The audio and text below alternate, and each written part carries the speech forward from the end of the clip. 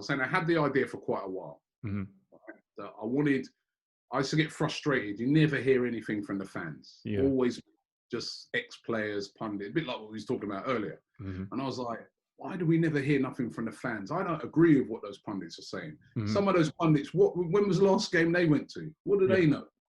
They know their football, don't get me wrong. They're experts. They used to play.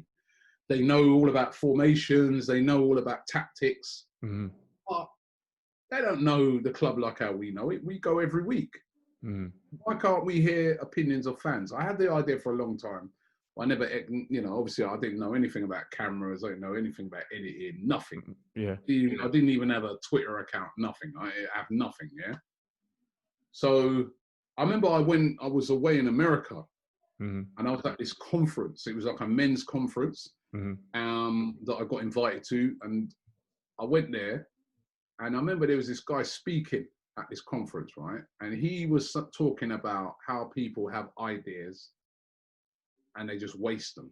They'll have a good idea and they're overthinking the idea. They're thinking about what they need to do to execute the idea. And he goes, a lot of ideas just fall by the wayside. And then he goes, and then in a few years' time, either someone else has done your idea and become successful with it, or you just never ever did it. And every day you wake up full of regrets saying, oh, you know what, if I only had done this. And then he ended up the conference by challenging everybody that when you go home, if you've got an idea, I challenge you to go and execute that, right? Wow. Or are you just going to be like, he was pretty harsh, this speaker. He was like, oh, it's going to be another bum. In America already. The American motivators. Yeah, it's going to be another bum on the road who just didn't do the thing. It's like, hey, he touched me. When the guy was talking, I'm thinking, yo, this is a guy coming out, the guy's talking directly to me. Yeah. And I go, yo, I ain't about to be no bum on no street, man. You know what I mean? So when I went back now, I said, you know what? This is it. Going for this, man. So did you believe in it, though? Sorry to cut you. Did you actually believe in it, yeah? I believed in my idea. Okay. But I didn't I just thought to myself, I believe in the idea. I know it can work, but I don't have the know-how to do it. So I don't know how to film. I've never done any filming. I've never done any editing. I don't have a social media account. So how am I going to do it? I know the idea will work. So I went to a friend of mine, the same guy I mentioned earlier, Coogan, who run the boxing channel. He's already doing something in social media with boxing where he interviews loads of boxers and stuff like that. And I said, Coogan, you know what? Why don't you do something, what if me and you teamed up and we did something like this in football? It could work. And I remember him saying to me at the time, he's going, yeah, Robbie, but the only thing is you're not going to be able to interview the players. Do you know what they're like? He goes, I get a lot of access to boxers, but boxers are different. You know what I mean? They're cool with the players. He goes, them clubs ain't going to let you know in near players. I said, no, I don't want to interview. I don't want to interview players. I want to interview fans. After games, get their opinions. Before the games, get their opinions. And so he said to me, I remember I mapped it all, because even when I came back from that thing, I wrote and put together all that business plan and everything. And I never forget, I met him because he lives in Essex, and I met him at a service station, sort of halfway between. And he looked over it all and he said, Robbie, good. I have to say, it's a great idea, great plan. But he goes, I'm so busy with what I'm doing. And he was, and his channel's gone on to be so successful. It's brilliant. And he said, I'm just too busy at the moment to get involved, man. I'm really sorry. So I was like, when he said that, man, I was like, what am I going to do now? I'm done, man. Because that was my trump card. That was my hope. He's got knowledge of doing this thing. I ain't got a clue. But there's something inside of me said, yo, you know what? Boy, you just have to do it on your own. Backs against the wall. At that time, as I said, I don't really know what I'm doing, I didn't know, but I just went to a friend of mine, and I used to do a lot of club promotions and stuff like that. And I had a little website that I built one time. So I went to a friend of mine who built that website for me back in the day. And I said, yeah, can you build me a website and I showed him what I'm doing. Yeah. And he looked on it and he said, that's a good idea, He goes, I know a little bit about filming. I used to work at a little sort of local film studio. And he goes, do adverts and things like that. He goes, so I know a little bit about camera work and I know a little bit about editing. I wouldn't even mind coming in with you and helping you out with that. I said, yeah, I said, come okay, in. yeah, come. So then I remember the first game we did, borrowed a microphone. We didn't at them times. I'm just financing this thing out of my own pocket as well because Okay. I'm working as a surveyor, right? So didn't have money for. I said to him, "How much for a camera?" When the man told me, I nearly fell over. Like, you know what? I was kind of, I'm like, "There's no other camera thing." Look, he goes, "Nah, man." He goes, "You want a proper camera lens and all that?" I was going, "Yeah." And then he was like, "Yeah, that's the price of the camera. Now you have to buy the lens." I go, "What?" Yeah, separate. How are we going to do this thing? But he goes, "You know what? I'm going to borrow." He goes, the people at that studio, I borrow. They got this old camera. I borrow it off them and a mic. Okay. So we did that, went to the game. I remember the camera that we had wasn't like a digital camera.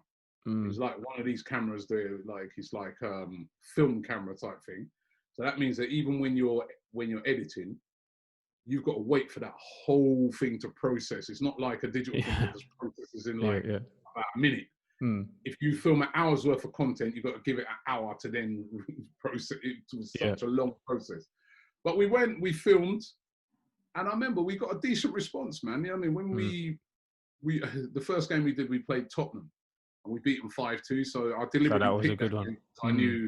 I knew that would be, could be a good spotlight to be on. And we did that game and, we was getting videos, man. And some of those videos, 50 views, 75, 100. We were high-fiving each other and saying, wow, that's amazing. You know what I mean? That's what I'm doing right now, Robbie. I know.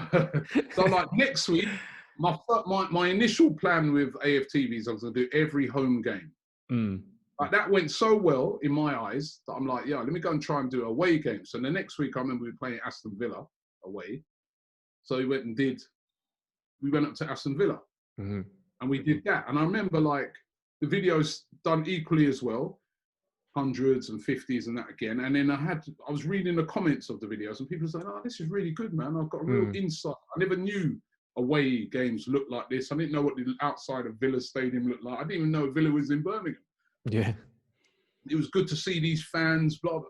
And then that's when I said, you know what? You're onto something. I turned around to my partner in the business. I said, you know what? You have to do every game. He goes, how are we going to do that? I said, I don't know, but we have to.